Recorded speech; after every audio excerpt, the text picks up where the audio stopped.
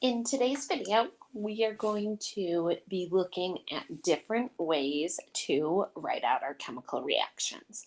So we already know that we can write a molecular equation. So that would be something like AgNO3 plus KCl makes KNO3 and AgCl. Sometimes it's also useful to write what we call a net ionic reaction. So what that does is we look at the reaction and we think about what's actually happening in solution. So if we had NaCl, in solution, it's not together. It's split apart into the sodium ion and the chloride ion. So that's what we're going to be looking at when we do our net ionic reactions, is we have to think about what species in our reactions are dissociating and what species are staying together. So our molecular equation is what we're most used to. So that shows the chemical formulas of our reactants and our products.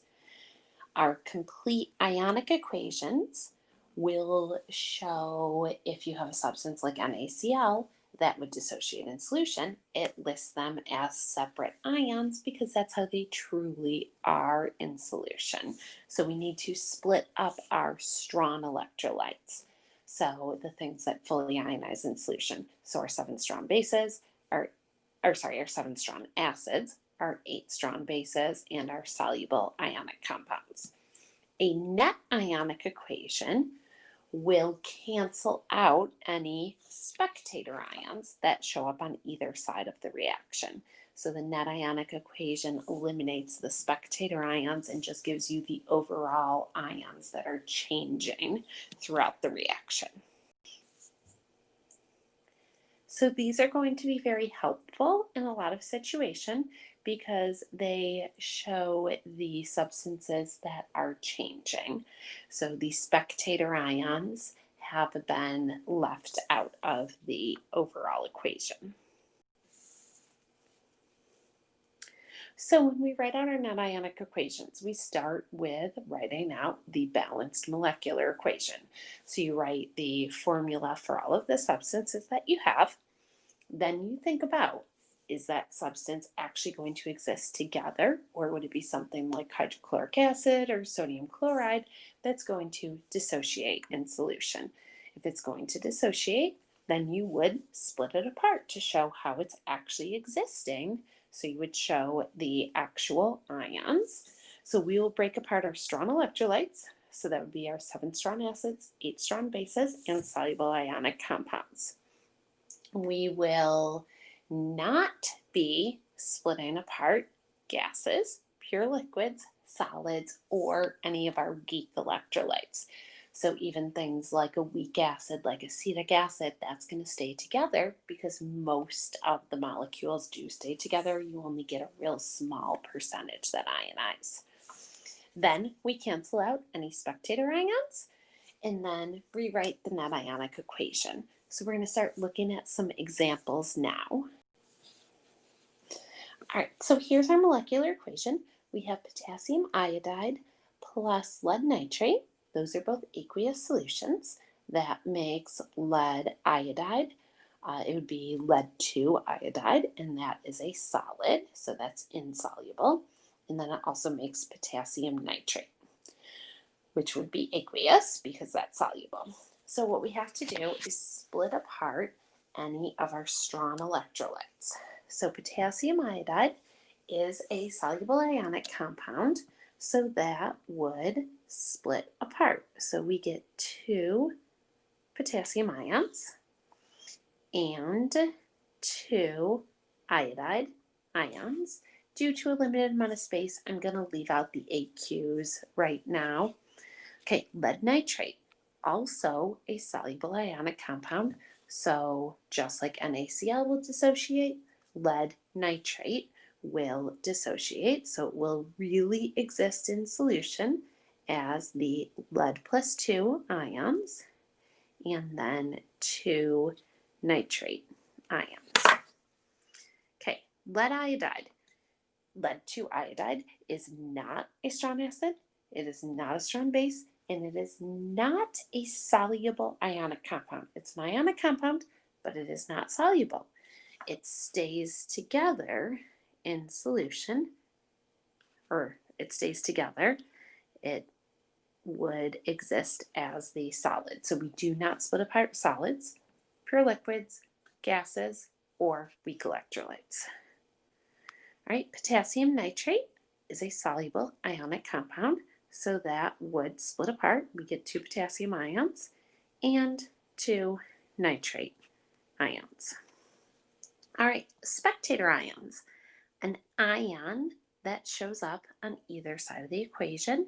Therefore, it does not undergo a change in the reaction, so we can cancel it when writing our net ionic equation. So the potassium ions are spectator ions because they are floating around the solution at the beginning. They are also floating around the solution at the end. The nitrate ions are also a spectator ion. So if we have it on either side, they're a spectator ion. So then when we go to write the net ionic equation, we just rewrite what is left.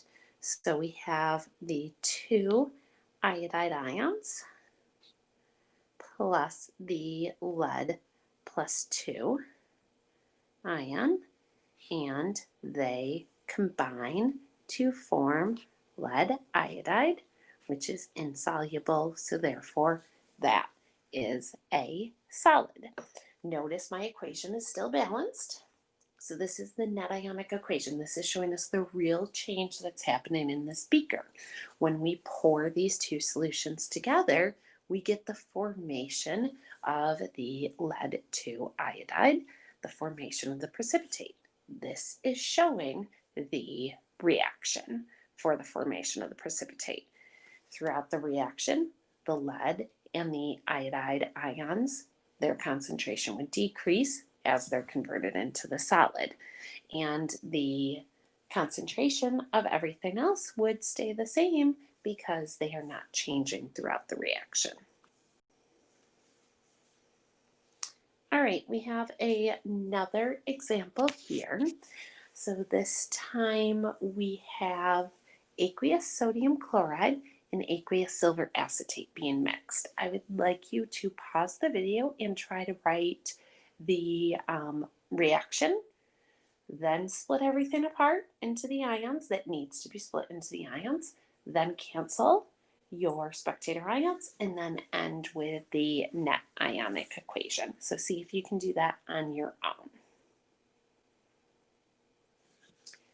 All right, hopefully you did this on your own. We had sodium chloride, that would be an aqueous solution, plus silver acetate.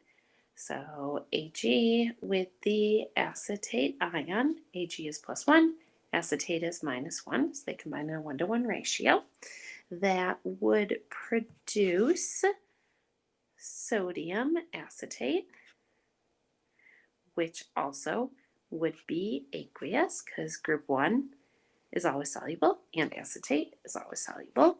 Then it would produce the silver chloride precipitate. So that would be a solid because silver is insoluble mixed with the chloride ion. Okay, then we think about our strong electrolytes need to get split apart. Sodium and the chloride ion would separate in solution because it's a soluble ionic compound, so it would separate into its ions. Same thing with the silver acetate. Now make sure that you include your charges, because like we don't have silver metal, we have the silver ion, so make sure you include the charges on there. And if you have room, you can include the AQs in there also.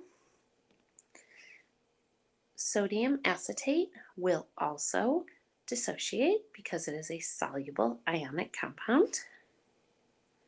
And we know that due to our solubility rules. So sodium ion and acetate ion. Silver chloride, we do not split apart because it does not split apart in solution. It stays together to form the solid. We do not split pure solids, pure liquids, gases, or any weak electrolytes. Now we can cancel any spectator ions. So that would be sodium and acetate. So then what we have left is the silver ion plus the chloride ion combine together to form silver chloride, which would make our precipitate. So here again, you're showing the formation of the precipitate. All right, last one for this video. So they started the reaction for us, but notice it is unbalanced, and we also don't have the states of matter in there either. So we need to balance this, include the states, and then write our net ionic equation.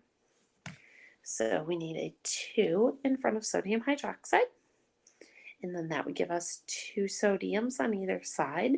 We have a sulfate ion on either side, a barium on either side, and 2 hydroxides. So we are all balanced. Now we need to do AQs.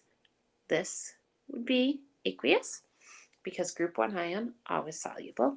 Barium hydroxide is also aqueous. That is one of the B's. So barium hydroxide is one of the 8 strong bases. And remember, those are also soluble too. Sodium hydroxide is soluble. It's aqueous, group 1 ion. And barium sulfate is not soluble, so therefore it will make a precipitate. So when we make our ionic reaction, we split apart any of our soluble ionic compounds, or if you have one of the strong acids or strong bases. The reason why we do this is because this is how it actually exists in solution. So if we have a solution of barium hydroxide, the molecules do not exist as BaOH2.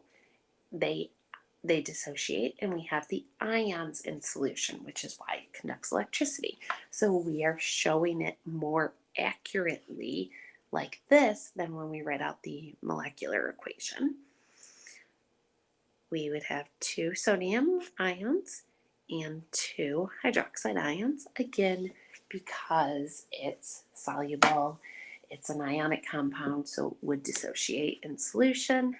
Barium sulfate is an ionic compound, but it is not soluble, so it will not dissociate in solution, so we keep it together. You keep together solids, pure liquids, gases, weak electrolytes, and non-electrolytes too.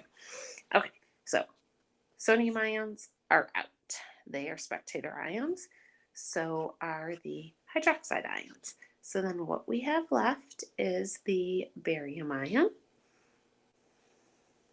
combines with the sulfate ion